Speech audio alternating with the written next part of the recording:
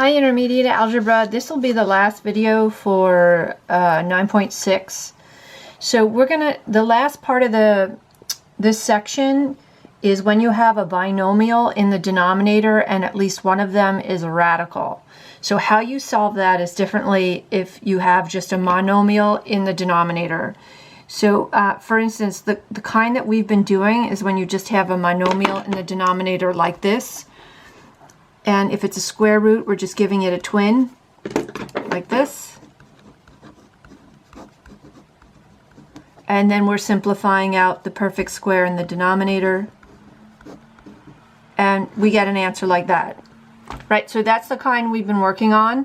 And now we're going to work on a more sophisticated type of example. So this is harder, this is more difficult to solve, which means we're going to need a more sophisticated technique to solve it. The idea is you still cannot have a radical in the denominator. But again, since it's a binomial, we're going to have to solve this with a more sophisticated technique. The idea is that you want to multiply it by what we call the conjugate.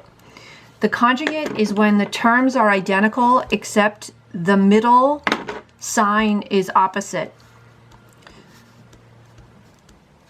So notice here that the middle sign is opposite. It's the denominator that determines what the conjugate is. So, but the middle term here is opposite sign, and then you multiply that to both the numerator and the denominator. I'm going to highly suggest that you always FOIL out the denominator first because the fraction may reduce. And if you multiply out both sides, you will not be able to reduce the fraction because you can only reduce fractions in factored form, not in an expanded form. I'm going to start by FOILing out the denominator for you. So like I said, please always do this step first, this FOILing of the denominator. So I'm doing the FOILing now. 4 times 4 is 16. 4 times negative radical 6 is negative 4 radical 6. Plus 4 radical 6. I'm writing out all the steps so you have them. Those are all the steps, and now I'm just going to simplify. So the middle two are like terms. They're going to cancel out. The one on the end is going to simplify because it's a perfect square. I'll just keep working on the denominator until I'm finished. So this simplified out. This was a perfect square. It came out as a 6. And then you can subtract these terms, and this is a 10. So if you notice, if I bring down the numerator without doing a distribution on it,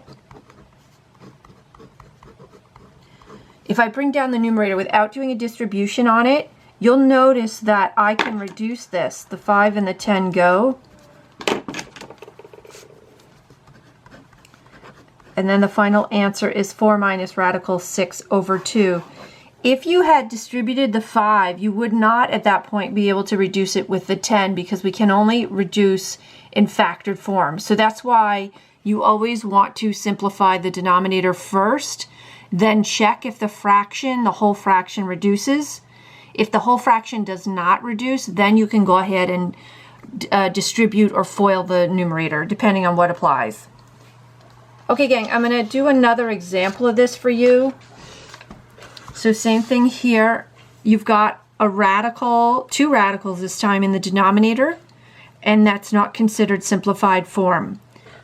So since it's a binomial, you have to do the more sophisticated technique, which is to multiply by the conjugate. The conjugate of the denominator is always when the middle term is opposite sign. Since this is positive here, we're going to make it negative, so it's got to be opposite sign.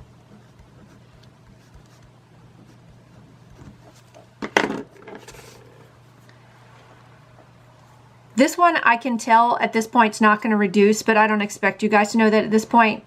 Either way, I'm still going to do the denominator first. I'm going to FOIL out the denominator. I'll write out all the steps for you.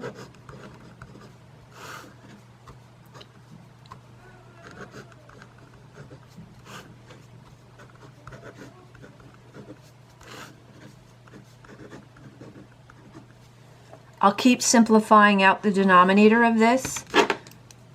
F squared's a perfect square, G squared's a perfect square, so those are both going to come out. So this simplifies to F.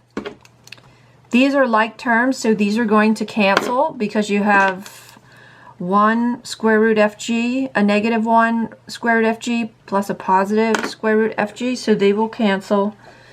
And then this perfect square will simplify over here. So if you notice, if you bring the numerator down as it is, it's a FOIL right now, and that FOIL will not reduce with the denominator. If this had been just a plain F minus G, it would have, but it's a radical, so it's not the same thing. So at this point, I will now FOIL out the numerator because nothing will reduce overall in the fraction. I'll write out each term for you guys. So this will be F squared, negative FG, negative radical FG, positive G squared. The radicals are perfect, so they're going to simplify out. So the square root of F squared is F. You have a negative 1 and a negative 1 of a radical FG, which means they're like terms, so they will combine. And then the one on the end is a perfect square. So the square root of G squared will be G. This looks messy, just like complex fractions look messy. These can have very messy answers, and that's fine. It doesn't mean you've done anything wrong. It's just they can sometimes just end up like that. Be sure that you don't reduce over addition or subtraction. So you cannot reduce these F's and you cannot reduce these G's. Remember, you can only reduce over multiplication, never over addition and subtraction. Okay, gang, that's the end of the lecture for today. I hope you enjoyed it. I'll pick up with a new lecture tomorrow, which will be, we're getting close to the end of the radicals. So, okay, have a good one. I'll catch you guys tomorrow. Bye-bye.